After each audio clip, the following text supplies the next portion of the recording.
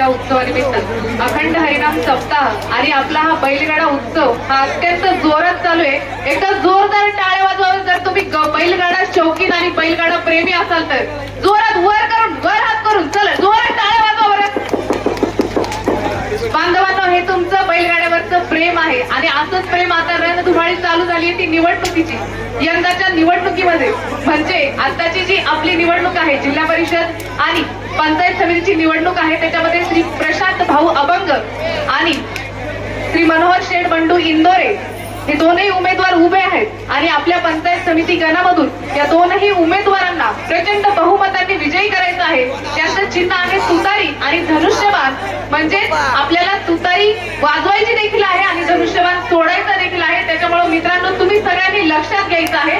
खरं तर ही दोनही मंडळी जी आहे ती फक्त निवडणुकीपुरती मर्यादित नाहीये, कारण यांना सामाजिक बांधिलकीची जाणीव आहे।